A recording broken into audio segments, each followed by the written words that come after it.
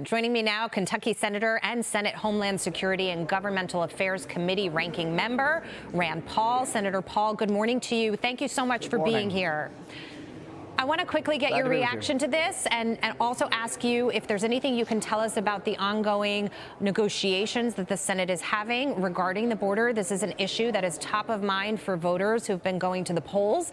They want to see change and they want to see a stop put to the illegal immigration in this country. You know, I think Biden's actions speak louder than words. The Biden administration, as we speak, are down there cutting the barriers. They're cutting the barbed wire, the razor wire. They're removing the cargo containers that are blocking the border. So all of the things that are trying to stop people from coming in, the Biden administration is removing. So I think that sort of gives the lie to the negotiations that somehow legislation will allow them to do something about the border.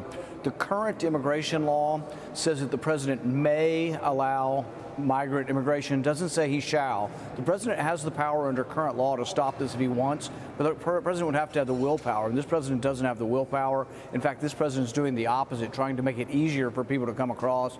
So I don't suspect it's going to get better, and people are going to sell immigration reform, but what's going to happen is when it passes, we're still going to have the immigration problem because the Biden administration doesn't have any will, and we'll be $100 billion less rich because we're going to print that money up and send it overseas. Well, that's the thing. So he wants to send money overseas. He also wants more money so that he can work on the border, and his notion of working on it is really just to spend more money on processing people coming in, Senator.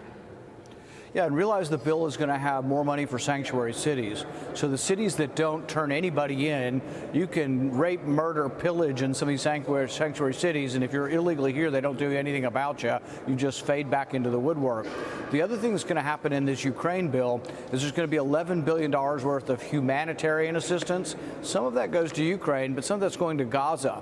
And it's not clear exactly how much is going to go to the Palestinians, but it's sort of bizarre that we fund both sides of every war. You know, they're going to expect us to clean up and repair Ukraine when it's done being destroyed. The same with Gaza. Gaza's being destroyed, but who's going to have to pay for it? They expect us to pay for it, and I don't want a penny going to Hamas or to any of these people. Look, I have great sympathy for those who live in Gaza and the mess that they're in, and I wish it would stop, but I don't think we should always have to pay for everything. When do we become the sugar daddy of the world? We got to pay for everything. Yeah, you bring up a great point because the administration just added the Houthis back to the terror watch list. They were taken off when President Biden came into office. And so you have to ask yourself, how much money have we been funneling overseas to terror organizations like this? Yeah, it's a history of both parties, really, frankly, over decades of funding both sides to every war. Once the war's over, then we say we'll pay to clean it up. So, no, it's a problem. That's sort of the opposite of the philosophy of some of us from the liberty wing of the party, is that we think less intervention. We should have a strong national defense to respond when attacked. And so the Houthis, I would respond with strength because we've been attacked by them. We can't allow international shipping or our ships to be attacked. We should respond with strength. Yeah. But the thing is we don't need to have 1,500 troops in Niger, Africa. We don't need troops in Somalia. We frankly don't need like 800 troops spread out throughout Syria that are just targets for, different terrorists. So these are the discussions we should have. But still the majority up here, Republican and Democrat, want troops everywhere and they want our hands in everything. But it extends us so much. And we also don't have the money for it anymore because we're running $1.5 trillion deficit every year. We borrowed $1 trillion just in the last 3 months. It's out of control, and some of it has to do with our foreign expenditures. We got to think about what's going on at home. Well, that's the issue right there, is that the president feels like he's got a blank checkbook where he can just make allocations, essentially to anybody abroad that's having a problem. You've also got this Taiwan issue on the horizon as well. But while I have you, Senator, former UN Ambassador Nikki Haley vowing to stay in the presidential race even after losing to former President Donald Trump in the New Hampshire primary on Tuesday. Her campaign now focusing on her home state of South Carolina, and she's holding an event in Charleston, or she held one last night. But after Tuesday's primary, she warned Donald Trump might have a harder time than she would in the Palmetto State. Watch this. Most Americans do not want a rematch between Biden and Trump. The first party to retire its 80-year-old candidate is going to be the party that wins this election. When we get to South Carolina, Donald Trump's going to have a harder time falsely attacking me. Every time I've run for office in South Carolina, I've beaten the political establishment. They're lined up against me again. That's no surprise. But South Carolina voters don't want a coronation. They want an election. Senator Paul, you've launched a website and a movement called Never Nikki. Tell us a little bit more about that. Well, we launched nevernikki.net about a week or so ago, and we got 10 million people on social media to view it and to show some interest in it. So we think we had some impact in the race, but I think it's not getting through to the former ambassador.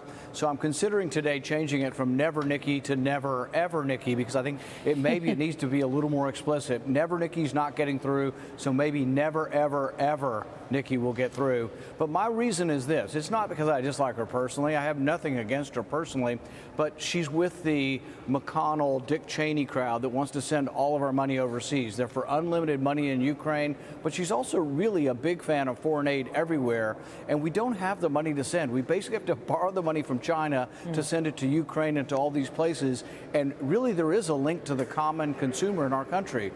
Inflation comes from debt. Part of that debt is our foreign aid that we send. Part of it's things we spend too much here.